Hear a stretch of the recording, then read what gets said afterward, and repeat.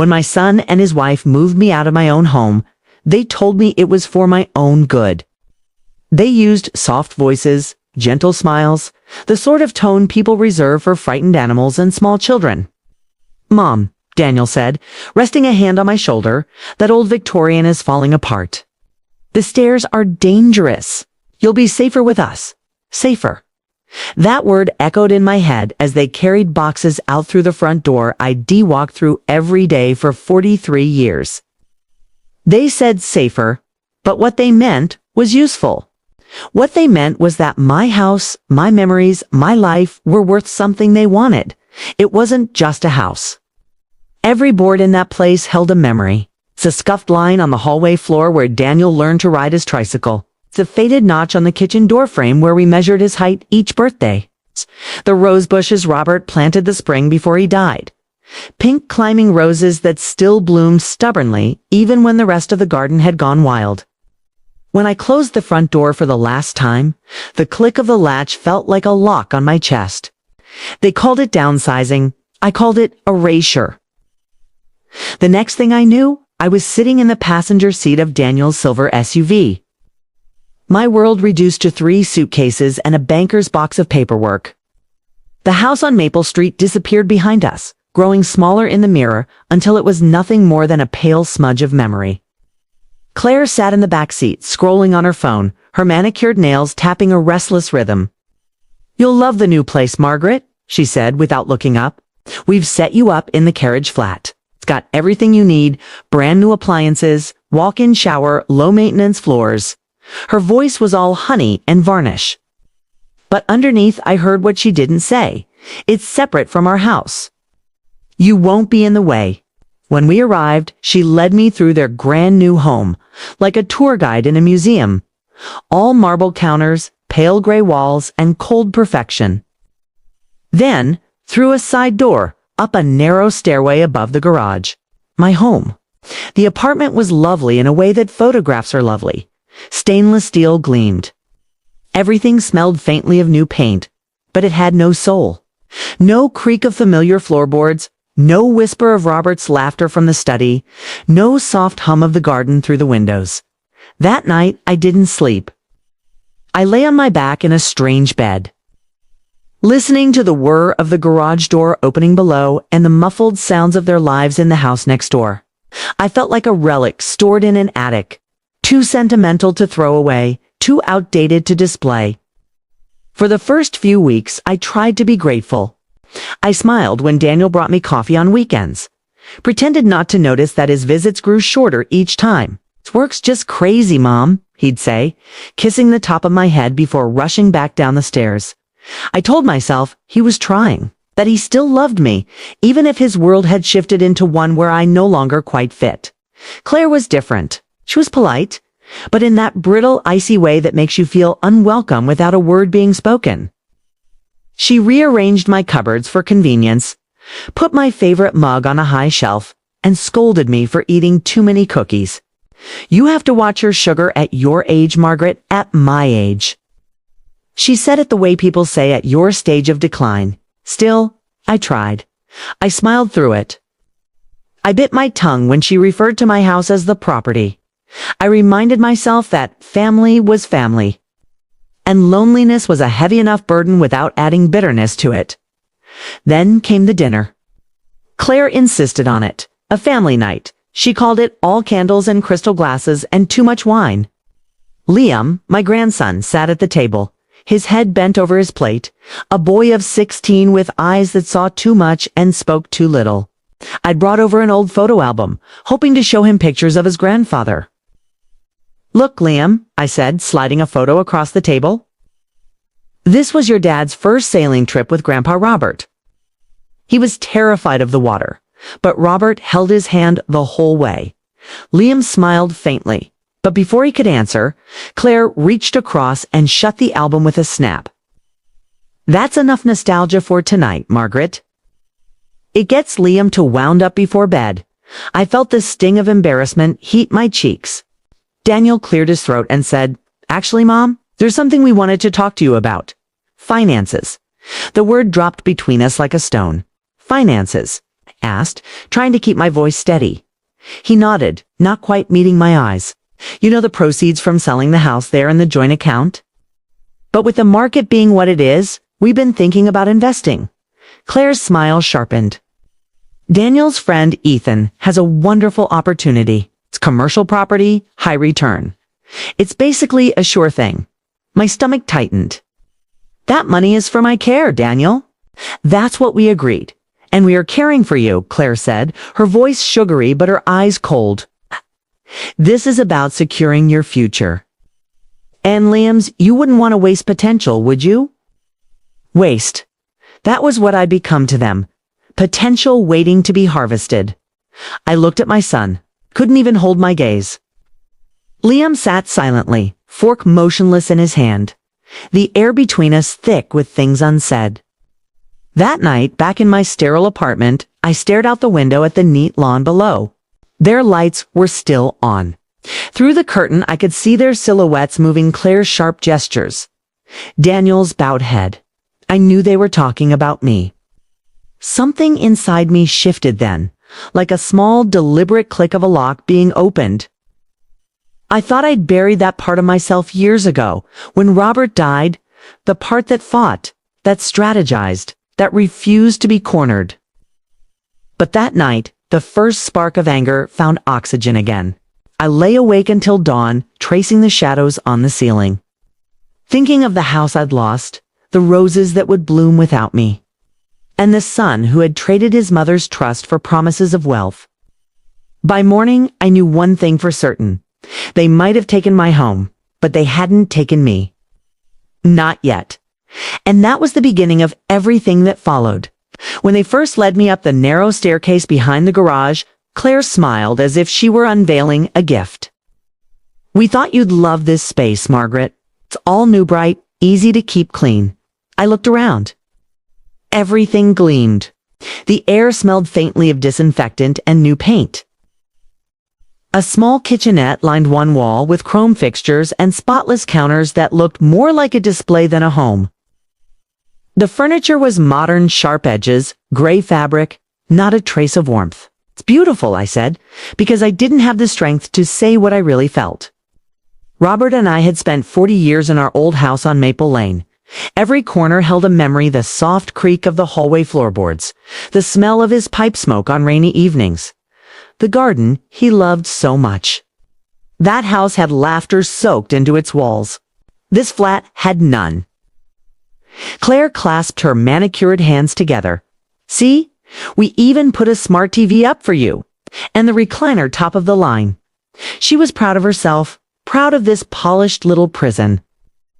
Daniel, my son, stood a few feet back, hands in his pockets, looking tired. You'll be comfortable here, Mom. I promise. No more worrying about stairs or yard work. I nodded, still trying to believe the lie that this was for my own good. It's thoughtful of you both, I managed. That night, I didn't sleep. The hum of the garage door opener vibrated through the floor whenever Daniel came home late. Through the thin walls, I heard Claire's heels clicking, the television, her laughter high and brittle. Every sound reminded me I wasn't really part of their home, just an extension they'd chosen to tolerate. When morning came, I made myself tea, but even the taste seemed wrong. In my old kitchen, I used to drink it by the window, watching sunlight dance through the apple tree Robert planted the year Daniel was born. Now my window faced a white vinyl fence and a square of manicured grass that looked like it had been ironed. For a few weeks, I tried to settle in. Daniel would stop by before work sometimes, holding his travel mug. You doing okay, Mom? I'm fine, I'd say. He always looked relieved to hear it. But his visits grew shorter, his eyes always flicking to his phone. I understood his firm was growing, his responsibilities endless. He was a good man at heart, just lost in a storm of ambition and exhaustion. It was Claire whose smile began to sour. She started small. Oh, Margaret, I moved your tea bags down here. It's easier for me to restock them. They were now in a cabinet above the counter where I needed to stretch on my toes to reach. Then it was the sugar. You shouldn't have so much, dear. It's bad for your heart at your age. She began to speak to me as if I were fragile, incapable. Careful on those steps, Margaret. don't want you breaking a hip, or you really should nap more. You look so tired lately. Every word was dipped in syrup, but the sweetness had rot beneath it. One Sunday evening, she invited me down for dinner. The table was set, beautifully candles, polished cutlery, a roast that smelled divine. Liam sat across from me, quiet as ever, pushing peas around his plate. He was a gentle boy, artistic, thoughtful. I saw so much of Robert in him. I'd brought my old photo album. Look, Liam, I said, opening to a picture of his grandfather teaching Daniel to fish at Lake Marin. Your father was about your age here. Robert spent all afternoon teaching him to tie a proper knot. Liam smiled faintly. Grandpa looks kind. He was, I said softly. He used to. The album snapped shut. Claire's manicured hand rested on the cover. Let's not get all sentimental tonight, Margaret. We don't want to upset Liam before exams. Liam's face fell. He said nothing, but I saw the flicker of hurt in his eyes. Then Claire turned to Daniel. Darling, did you want to talk to your mother about the finances? Daniel's fork paused midair. Right, Mom, about the account from the house sale. My chest tightened. Yes, he avoided my gaze. We've been talking and we think it's best to make some investments. The market's changing fast, and we could make the money work better for you, for all of us. Investments, I asked quietly. Claire's smile was quick and confident. Daniel's friend, Ethan Vance, is heading a commercial project downtown. It's practically guaranteed returns. We could double what's left in a year. Something cold stirred in my stomach. That money is for my care, I said, my voice trembling just slightly. Claire leaned forward, her eyes glinting. And that's exactly what we're ensuring. Don't worry, Margaret. We'll handle the details. You just relax. Her tone was final. Like I'd already been dismissed from my own life. Liam's fork scraped softly against his plate. I caught his eyes.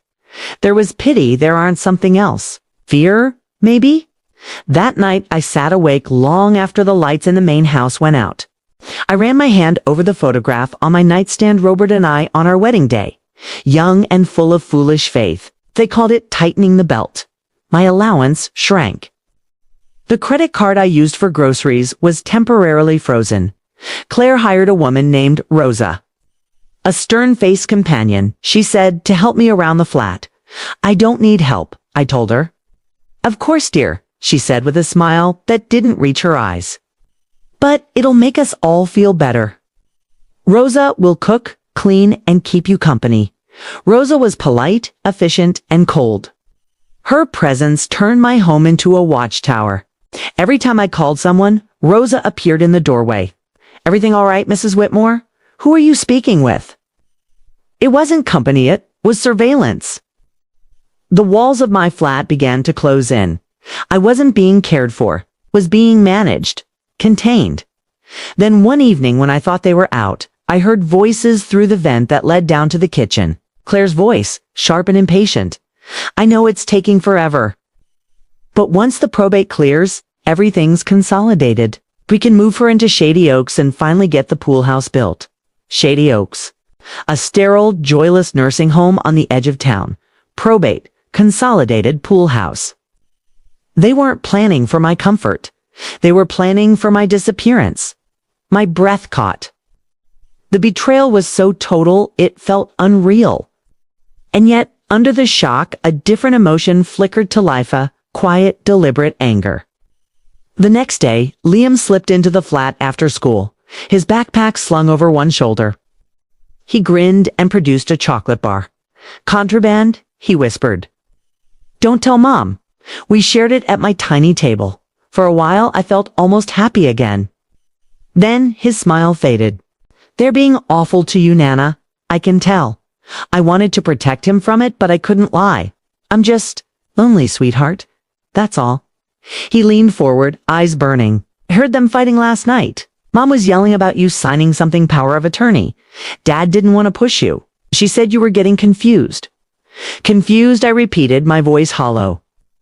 That night, when the house went quiet, I pulled up the loose floorboard beneath my bed. My hands, though old, didn't tremble. Inside the hollow space was a small waterproof tube and an old prepaid mobile phone. I'd bought it months ago, just in case. The world thought I was a retired widow, but once, long ago, I'd been something else entirely. They called me the Iron Widow in my firm. A strategist who could dismantle any opponent without ever raising her voice. I'd walked away from that life when Daniel was born. But it seemed she wasn't gone after all. That night, I made a call I never thought I'd make again. "Alistair," I said when he answered. "It's Maggie Whitmore." A pause, then a low chuckle. "Well, I'll be damned. The Iron Widow lives. I need a background check," I said calmly. Deep, quiet, and fast. On Ethan Vance, Claire Whitmore, and my son, Daniel.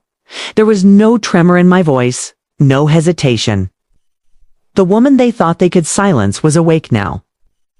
"Would you like me to continue with Section 3, the ghost of the Iron Widow?" Where Margaret begins her quiet investigation and starts laying the seeds of her revenge. When the call ended that night, I sat for a long time in the dark, my hand still resting on the little phone. My pulse was steady. It had been years since I'd felt that kind of focus, the sharp hum of purpose under my skin.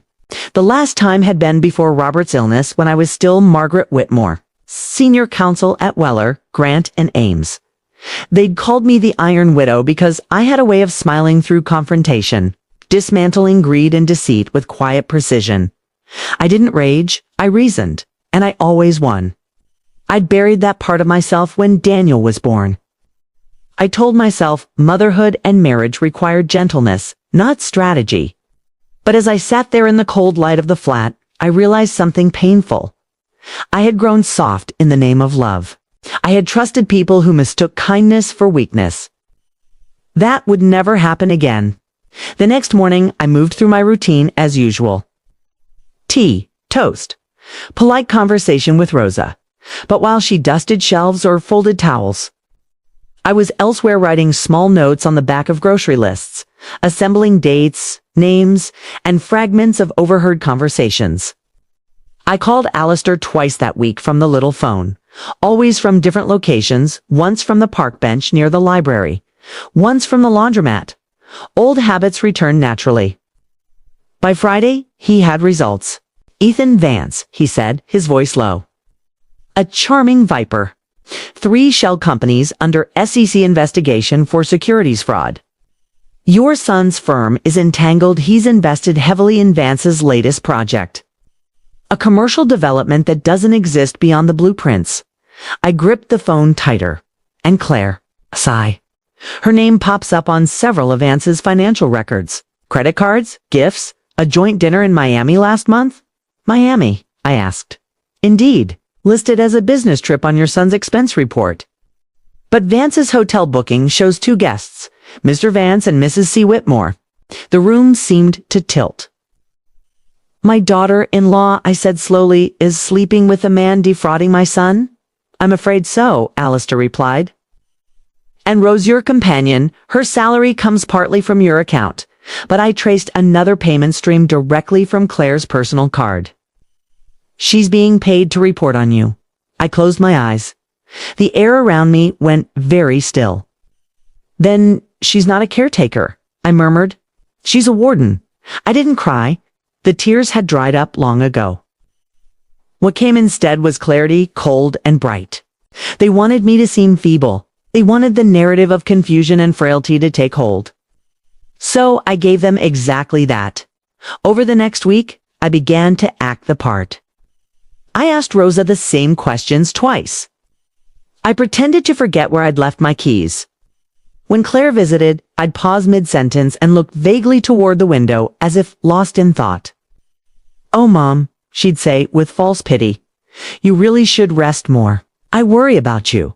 "Yes, dear," I'd whisper, eyes downcast. "You're probably right." She left every visit more confident, more careless. I could almost see the arrogance growing in her posture. She believed the lie she'd helped me build. Meanwhile, Alistair and I worked quietly. I asked him to reach out to an old friend of mine from my legal DESA, retired auditor named Jane Melrose. Jane had the patience of a saint and the instincts of a bloodhound. Within a week, she'd traced every transfer from my joint care account. Half the funds were gone, funneled into Vance's dummy companies. The rest were being siphoned into Claire's personal spending, designer clothes, spa weekends, jewelry, all purchased under the guise of family expenditures. Daniel's name appeared on every authorization. My son, my foolish, trusting boy, had signed it all without question. I spent hours staring at those documents, my mind replaying every scene from the past year, the way Claire had always spoken for him. The way he'd looked at her, weary, grateful, unaware he was sinking deeper each day into her schemes. It wasn't just greed, it was a kind of blindness, a willful refusal to see the truth because it was too ugly to face. And I knew that when the time came, the truth would destroy him before it saved him. One evening, I caught Liam sketching at the kitchen table. He didn't notice me at first. He was lost in his drawing a house surrounded by wildflowers. A woman standing by the door, smiling faintly. "It's lovely," I said softly. He jumped a little, then grinned. "Nana, you scared me. It's just something I imagine sometimes. Your dream house." He nodded.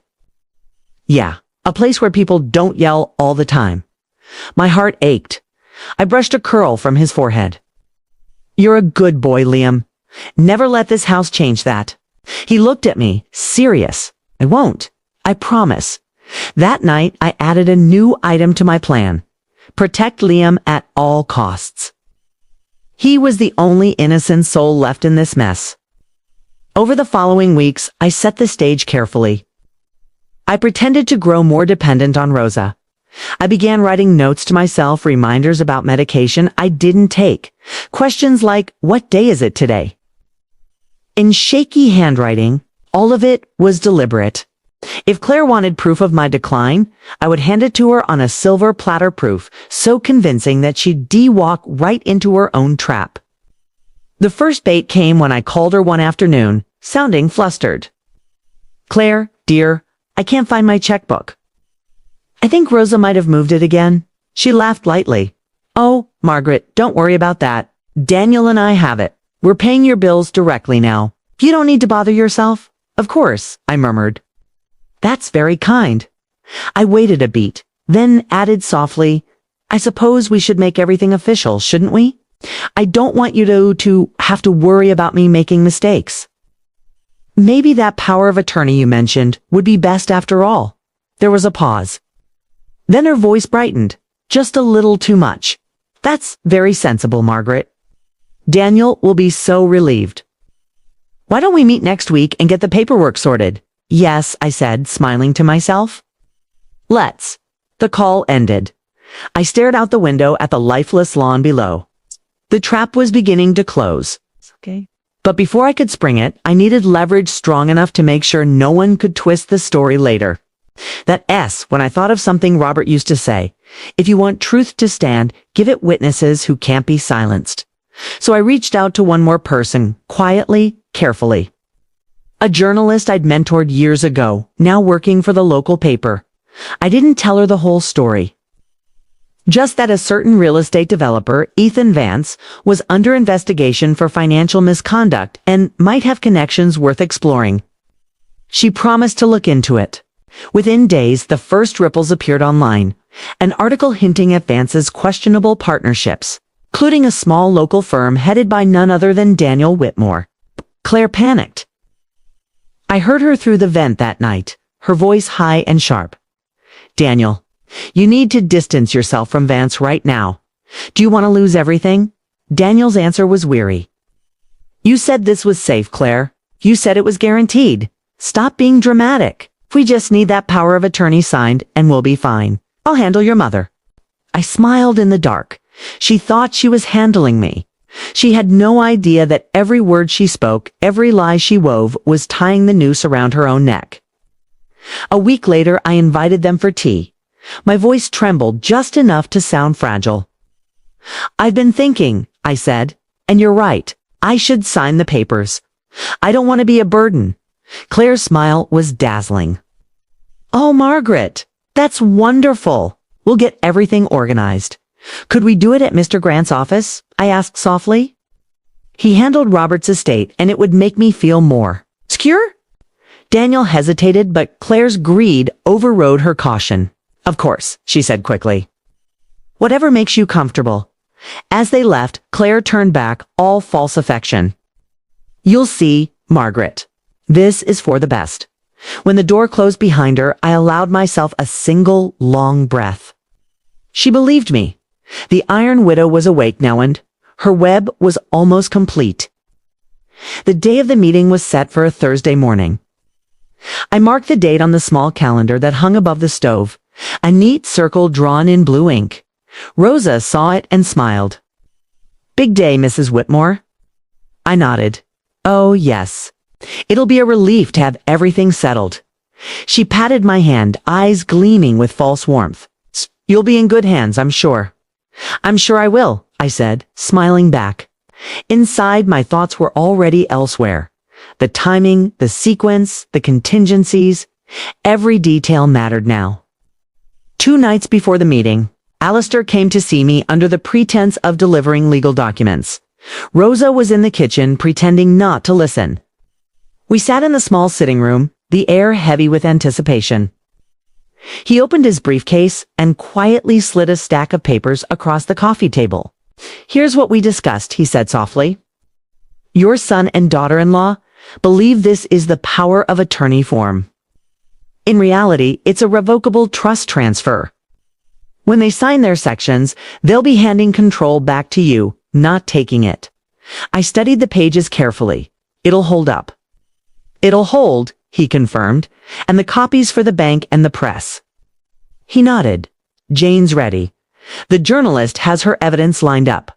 Claire or Daniel deny anything, the article will go live within minutes. Bank statements, transfers, and even recordings of Vance's private calls. You'll have your justice. Margaret, I felt the faintest tremor in my chest. Justice, it had a weight to it. A taste almost metallic that I hadn't felt since my courtroom days. That night, I walked outside into the garden behind the flat. The air smelled of wet earth and dying leaves. The trees were thinning fast. Autumn was almost gone. I thought of Robert, how he used to plant tulips every spring, no matter how hard the winter had been. I'm doing this for us, I whispered to the wind. For what we built. For what they tried to steal.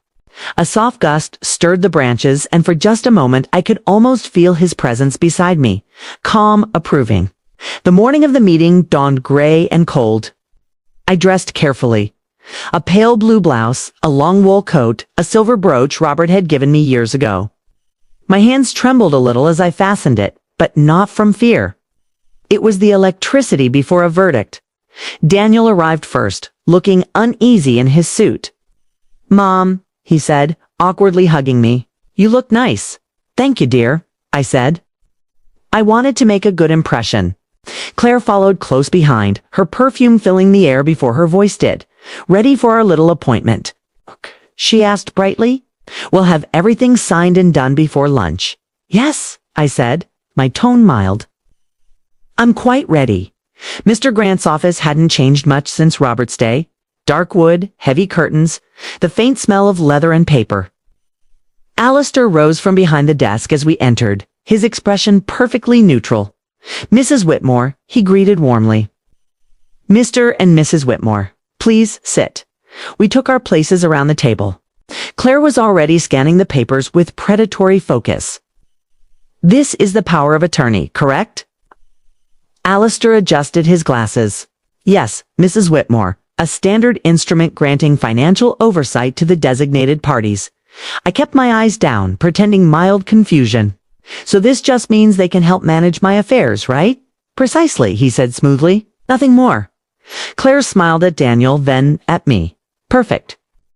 You won't regret this, Margaret. I'm sure I won't, I murmured. They signed their sections first, pen scratching across the paper. Then Alistair passed the document to me. I signed last, my hands steady. There, I said, sliding it back. That wasn't so bad. What followed was a silence so complete, it felt like the world was holding its breath. Alistair cleared his throat, his tone suddenly formal. For the record, he said, these documents establish Mrs. Whitmore as the sole trustee and beneficiary of the Whitmore Family Holdings Trust. Any attempt to misappropriate or redirect funds under her name will now constitute fraud punishable by law. Claire blinked. I'm sorry, what? Daniel frowned. Oh, wait, I thought, Alistair continued smoothly. Furthermore, Mrs. Whitmore retains complete control over all liquid assets, property titles, and investments associated with her late husband's estate. You, Mr. Whitmore, are hereby removed as secondary trustee. I folded my hands. It's all perfectly standard, dear, I said softly. Just a bit of house cleaning. Claire's face went pale. You tricked us. I tilted my head. No, my dear, you tricked yourselves. I simply allowed you to write your own confession. Her voice rose, sharp and desperate. You can't do this. Daniel, say something. Daniel turned to me, his face a mixture of confusion and dawning horror. Mom. What's going on? I met his eyes, my son's eyes, and for the first time in years, I saw the boy he used to be. What's going on? I said quietly. Is that the woman you married has been stealing from this family? And you, Daniel, have been helping her, even if you didn't mean to. Alistair slid a folder across the table. Evidence of fund transfers, recorded calls, and a full audit trail. The journalist covering Ethan Vance's case will have these within the hour. Claire lunged for the folder, but Alistair's hand was faster. You'll want to be careful, Mrs. Whitmore, he said calmly. Tampering with evidence rarely ends well. Daniel stood slowly, his voice trembling. Claire, is this true? She laughed, brittle, defiant. Oh, don't play innocent, Danny. You signed everything. You just never cared to read it. The silence that followed was brutal. When he finally spoke, his voice broke. You used me, she sneered. You let me. It was over then. Not just their marriage, the illusion, the control, the years of quiet decay. It all crumbled right there in that office. I rose from my chair. Alistair, if you could see them out, please. Think I'd like to sit a moment. Claire turned to me, her mask cracking. You'll regret this, Margaret. I smiled faintly. I already did. That's why I stopped. They left in chaos, voices raised, doors slamming, the echo of everything ugly they'd built together. When the room finally fell silent again, I exhaled slowly. My hands were steady. My heart was not. Alistair poured a small glass of water and handed it to me. You did it, he said quietly. I nodded. Not yet. But soon. He looked at me, puzzled. You have more planned? I smiled faintly. Just the truth, Alistair. It deserves to be heard. By that evening. The first article hit the newswire. Local developer under investigation, fraud scheme tied to Whitmore Holdings. The story spread like wildfire. Banks froze accounts. The SEC issued statements. By the next morning, Ethan Vance's empire had collapsed, and Claire's name was right there beside his. Daniel tried calling me that night. I didn't answer. Some lessons I'd learned needed silence to sink in. Instead, I sat on the balcony, watching the dawn creep over the horizon. I felt neither triumph nor sorrow, just peace. For the first time in years, the world felt still again. The storm had broken, but I knew there was one more thing I had to do, one last truth to uncover, one last heart to save that would come next.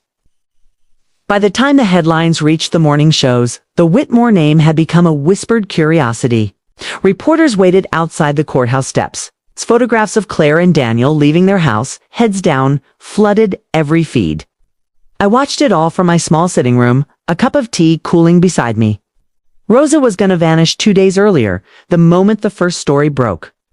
I doubted she'd ever use her real name again. The phone rang steadily all morning. Lawyers, journalists, old acquaintances pretending to check on my health. I answered none of them. It was just afternoon when Alistair called. They've requested a meeting, he said. Daniel, especially. He seems broken here. No, at the bank. The manager wants all parties present to clarify ownership. It'll be public enough to make things clear. I thought for a moment, then nodded to myself. Tell them I'll come.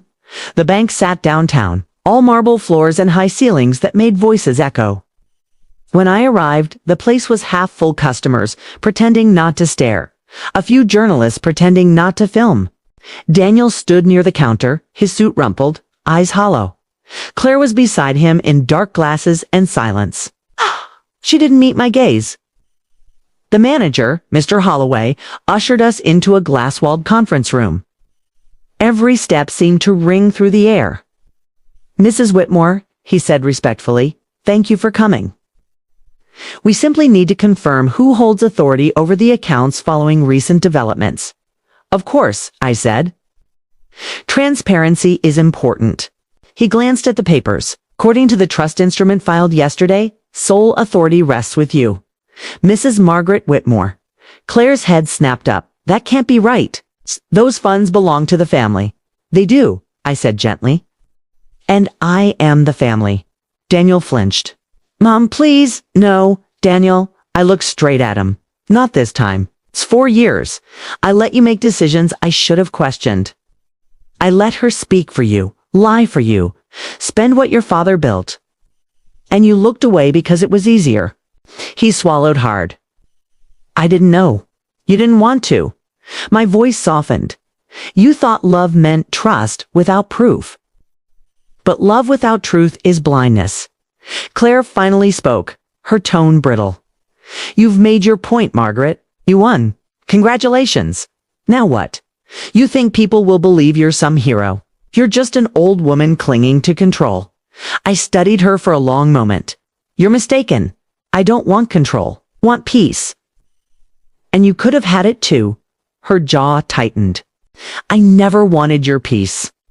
I wanted your life." That was the first honest thing she'd ever said to me. Mr. Holloway cleared his throat, uneasy. "If we could finalize the signatures, Mrs. Whitmore, I'll ensure all accounts are secured under your name." I nodded. Signed where he indicated, then slid the papers toward him. "That should do it." When the pen left the page, something inside me settled. The sound of it was final, like the closing of a book. Outside, flashes popped from cameras. Reporters called questions about Vance, about the fraud, about the Whitmore fortune. Said nothing. I simply walked past them, the autumn wind cold and clean on my face. Halfway down the steps, a voice called out behind me. "Mom." I turned. Daniel was there, shoulders hunched, tears shining. "I'm so sorry." For a moment, all the old ache surged back. The boy who used to hold my hand at the fair. The man who'd once said he'd take care of me. I walked to him, took his trembling hand. "You made terrible choices, Daniel, but you can still change what you become. Learn from this. Be the father Liam deserves." He nodded, eyes wet. "Do you hate me?" "No," I whispered. "I just wish you'd listened sooner." Behind him, Claire watched with cold detachment. When Daniel turned away, she stepped closer, lowering her voice. "You think you've ruined me. I'll find a way back." "I always do." I met her gaze, calm and steady. "You'll spend years trying, but you'll never find what you lost to Diggs. Readability. And that, my dear, is priceless." She turned sharply and walked off, her heels clattering like distant thunder. That evening, I went to see Liam. He opened the door before I knocked, as if he'd been waiting. "Nana," he said quietly, "Dad told me everything." I smiled faintly. "Then you know why things had to happen this way?" He nodded. He said, "You saved us." I just told the truth. He hesitated, then handed me a folded paper. "I made this for you." It was a sketch our old house, sunlight on the porch, tulips blooming beside the steps. But this time, 3 figures stood together. A man, a boy, and a woman with silver hair. "It's beautiful," I whispered. He looked up at me. "Can we ever go back?" Ka touched his cheek.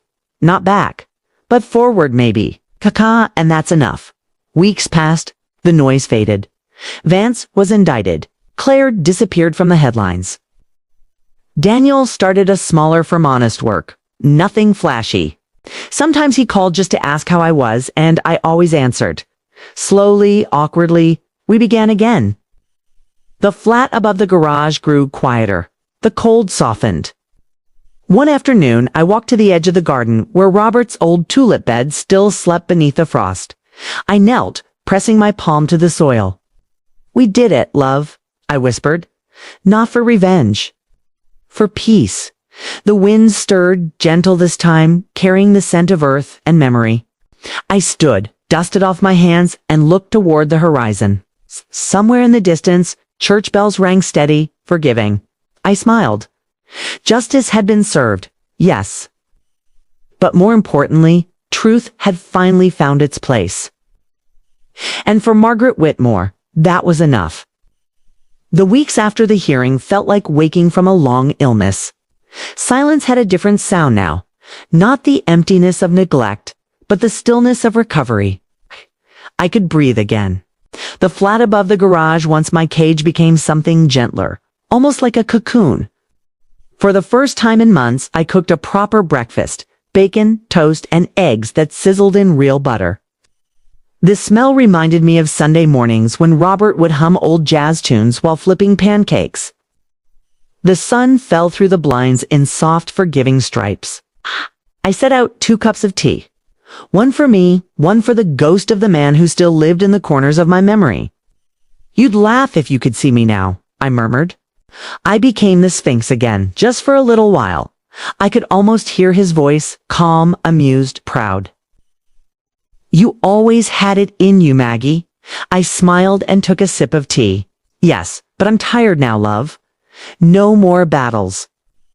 Just peace." Daniel came by the next week. No announcement, no text message, just the sound of his old pickup pulling into the driveway. It looked different. The expensive suits were gone. He wore a flannel shirt, sleeves rolled up, the kind of clothes he'd worn in college when he used to help me fix things around the house. "I brought these," he said, stepping inside with a cardboard box. It was full of old family photos. "Liam thought we should restore them." I gestured for him to sit. "That's thoughtful of him." He hesitated, glancing around. "The place looks warmer. It's amazing what sunlight can do once the storm passes." He smiled faintly. The first real smile I'd seen from him in years. "You always talk like that? Like every sentence should be in a book somewhere?" "I suppose that's what happens when you live long enough," I said. "You start turning memories into chapters." He grew quiet then. I could see the apology sitting on his tongue, struggling to take shape. "I don't expect forgiveness," he said finally. "Not after everything. You already have it," I told him. "Forgiveness isn't something you earn. Something I give so we can both move on." His shoulders sagged, relief flooding his face. "I was blind, Mom. I kept thinking success would fix everything, that the next deal, the next check, would make life feel right again. But it just made me empty." I nodded. "Greed has a way of doing that. It whispers like comfort and eats like fire." He laughed quietly. "You always had a quote for everything." "It's how I remember the lessons," I said. We went through the photos together. There was one of him as a boy holding up a wooden sailboat Robert had built for him. Daniel traced the edge of the picture with his thumb. "Dad would have hated who I became."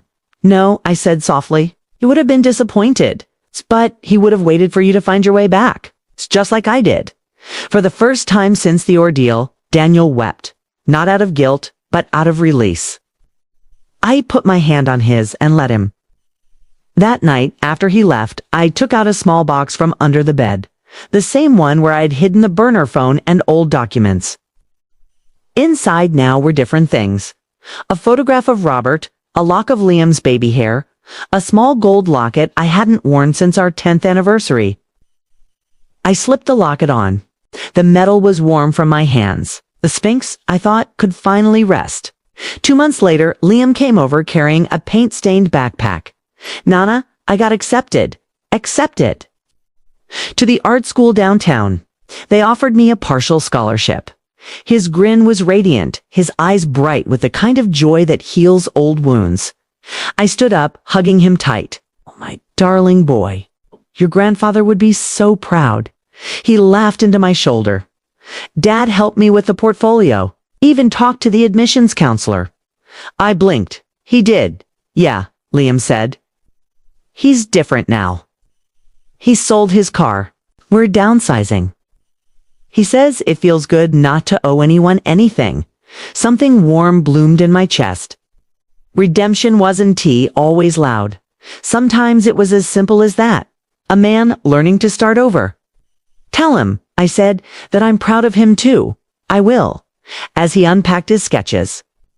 I saw one I hadn't noticed before. A portrait of me at the kitchen table. Hands folded, sunlight in my hair. At the bottom he'd written, "Strength is quiet." The words stole my breath. That's beautiful, Liam, he smiled. It's true. By spring, I decided to move. The flat had served its purpose, but I needed a home that was mine again, somewhere smaller, but alive with my own touch. Daniel and Liam helped me find it. A little yellow cottage on the edge of town, with wildflowers along the fence and a creaky porch swing. The moment I stepped inside, I felt something I hadn't felt in years. Belonging the first night there. We ate takeout on the floor. Boxes of lo mein and cheap wine for Daniel and me. Soda for Liam. We laughed about the past, about my undercover act, and Daniel even teased. I still can't believe my mother turned into a secret agent. I chuckled. I was never a spy. It's just a woman who refused to be erased. When they left that night, I stood in the doorway, watching their car disappear down the road. The sound of the tires faded, replaced by the steady hum of crickets. I realized then I wasn't lonely anymore. The days fell into rhythm again. I gardened, baked bread, wrote letters to old friends. Sometimes Daniel dropped by after work, bringing groceries or flowers from the market. Sometimes Liam stayed over, turning the living room into an art studio. Every so often, I'd see my reflection in the window. White hair, lined face. Eyes still sharp. And I'd whisper to her, "You did well, Maggie. You came home." And on quiet evenings, when the light turned gold and the kettle whistled softly on the stove, I would close my eyes and say a silent thank you to Robert, to fate, and even to the storm that had forced me to find my strength again. Because that's what storms do, in the end.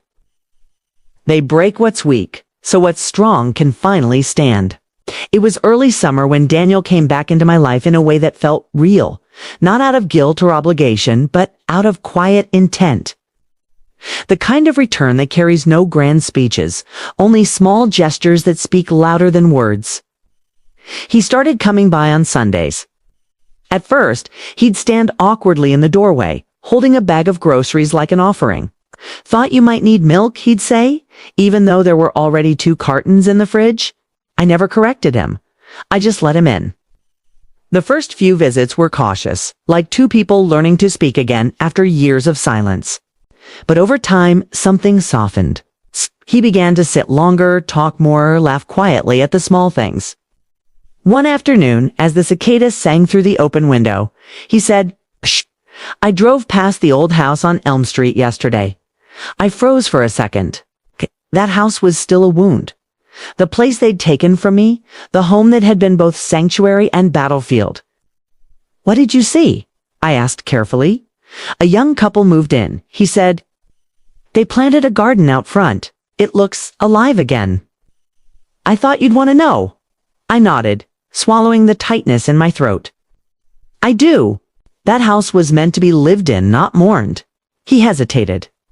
"I wish I'd understood that sooner." "You were chasing something that doesn't exist," I said softly.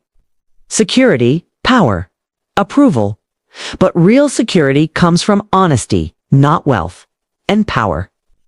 Well, it's a lonely thing when it isn't shared." He looked at me, eyes full of quiet regret. "I thought I was doing what Dad would have wanted." I smiled faintly. "Your father wanted you to stand tall, Daniel, not stand over others." He nodded, and for a long moment, neither of us spoke. The air between us was finally calm. As the weeks went on, I saw him changing. He'd taken a modest job, not glamorous, but steady. Helping small businesses manage their finances. Ensuring no one else got trapped in schemes like Vance's. He told me about the first client he helped, an older man nearly conned by a fraudulent investor. "I stopped it in time," Daniel said, his voice humble. "For once, I actually made something right." I smiled. "That's how you start. One truth at a time." He ran a hand through his hair, sighing. "I'm still paying off the debts, but it feels Lighter now. That's because you're no longer paying for someone else's greed, I told him. You're paying your own dues, and that kind of debt purifies the soul. He laughed softly. Only you could make debt sound philosophical. Only because I've lived long enough to see what money can't. Bye. Liam came over that evening with takeout and 2 large sketch pads. Dad says he wants to help with the garden, he announced. Can you believe that? I looked at Daniel, who shrugged sheepishly. I figured it's time I learned how not to kill a plant. We spent the afternoon outside, our hands in the dirt. I taught him how to loosen the soil, how to plant by the rhythm of the seasons. He listened, really listened the way he hadn't since he was a boy. At one point, he sat back on his heels, brushing dirt from his palms. You know, I used to think gardening was boring. Not this. This is peace. It always was, I said. You just had too much noise in your life to hear it. Liam, kneeling beside him, grinned. Dad, you look like a farmer. Better than a fool, Daniel said, chuckling. And for the first time in years, the laughter that came out of him wasn't strained or hollow. It was real. It was healing. After dinner, we sat on the porch swing, the air heavy with the scent of honeysuckle. Fireflies drifted lazily in the dusk.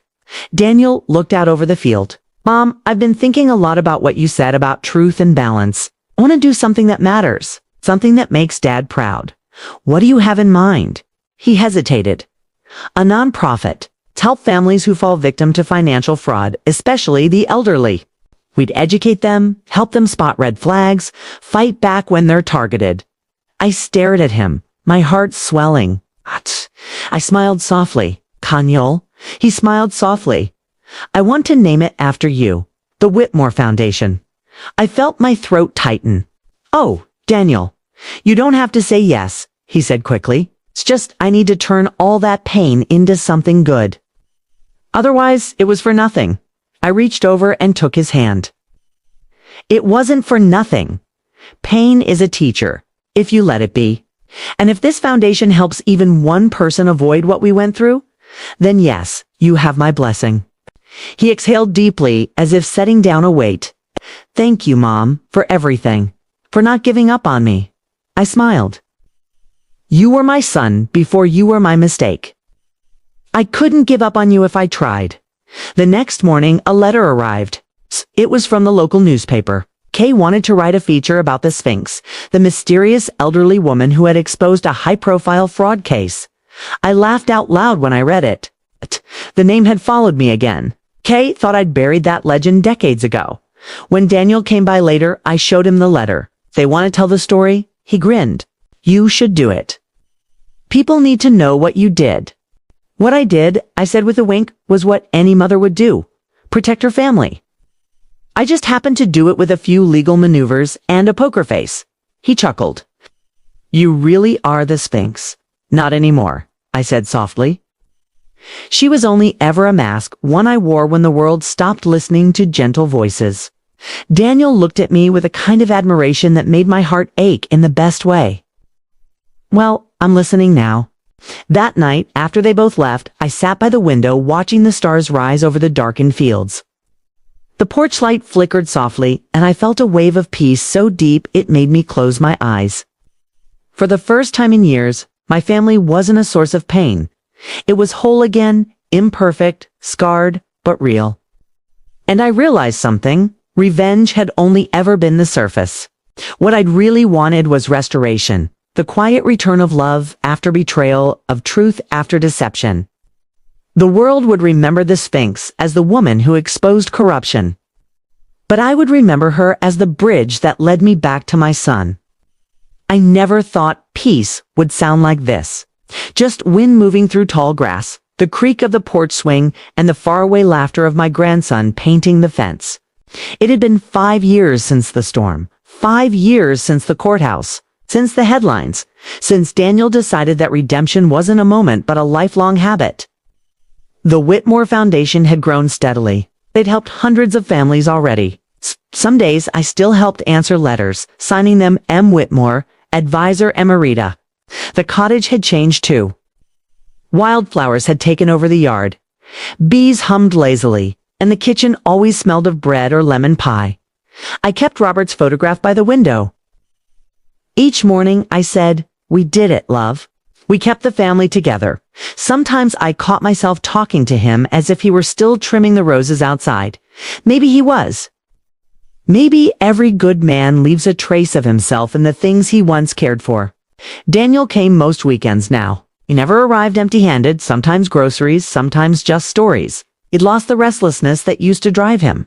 His shoulders sat easier, his smile came quicker. "We signed another case this week," he told me once, pouring tea. "A woman almost lost her retirement fund. We stopped it just in time." "Then that's 2 lives you've saved," I said. He frowned. "2. Yours and hers." He laughed, shaking his head. "You always know how to end a sentence." Liam was in college now, studying fine arts and community design. He painted murals for the foundation, bright colors that told quiet truths. Every time he visited, he'd bring a new sketch for me. One afternoon, he handed me a rolled canvas. "I finished this for your birthday," he said. When I unrolled it, I had to sit down. It was the 3 of us, Daniel, Liam, and me, sitting on the porch swing.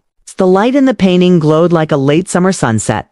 On the bottom, he'd written in careful brush strokes, "Home is not a place. It's people who've learned to stay." I touched the paint gently. "You've captured something I didn't know could be seen." He grinned. "You taught me to look deeper." That evening we celebrated with pie and laughter. Daniel told stories about his awkward first months learning to garden, and Liam confessed he'd been selling prints online. Not much money. "Nana, but people say it makes them feel calm." "Then that's worth more than any price," I said. When the sun dipped below the trees, Daniel stayed behind to help wash dishes. After a while, he said quietly, "Mom, do you ever regret what happened? The fight? The court? The whole thing?" I thought for a long moment. Regret is too heavy a word. I think of it more as pruning. Painful but necessary if you want new growth. He nodded. "You really forgave me, didn't you?" "I did," I said, "because you came back, because you kept trying, because I realized forgiveness, ISNT, a gift for the other person, it's freedom for yourself." He dried the last plate and set it down gently. "I don't deserve you." I smiled. "That's the beauty of family, Daniel. You don't have to." Later that night, after they'd both gone, I sat outside under a sky thick with stars. The air was cool and clean. Somewhere a nightbird called, soft and patient. I thought of all the versions of myself I'd been: the young wife building a home, the widow clutching old photos, the humiliated tenant in a cold flat, and finally the woman who dared to fight back. Each one had led me here. And I realized something simple. You don't return home by going back. You return by becoming whole. As summer slipped into autumn, my health began to slow me. Nothing dramatic, just a gentle reminder that every story has its closing chapter. Daniel worried, of course, hovering with that protective energy sons get when they finally understand time is finite.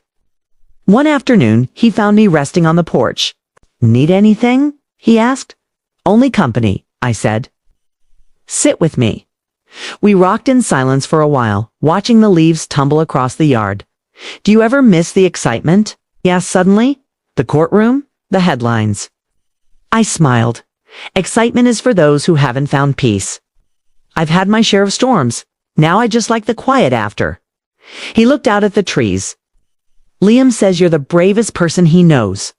"Then he's half right," I said. "Courage is just stubborn love." He laughed softly, then reached for my hand. "Thank you, Mom, for everything." The warmth of his palm against mine felt like sunlight on winter skin. "You were always worth the fight," I whispered. Weeks later, I woke before dawn. The house was still, the air crisp. I wrapped a shawl around my shoulders and stepped outside. The sky was just beginning to lighten that fragile blue before sunrise. I thought about how far we'd come, about how anger had turned to strength, strength to wisdom, and wisdom to peace. The old me might have thought the story ended when justice was served, but now I knew better. Justice is only the midpoint. The ending is grace. As the first rays of light spilled over the horizon, I closed my eyes and breathed in the scent of dew and earth and wildflowers. Home, I whispered. I'm finally home, years from now when people speak of Margaret Whitmore. They might remember the Sphinx, the widow who fought back, who exposed corruption, who won against all odds. But the truth, the real story, would live quietly in her son's laughter, her grandson's art, and the yellow cottage that bloomed every spring. Because in the end, strength isn't in the battle, it's in the peace that follows it.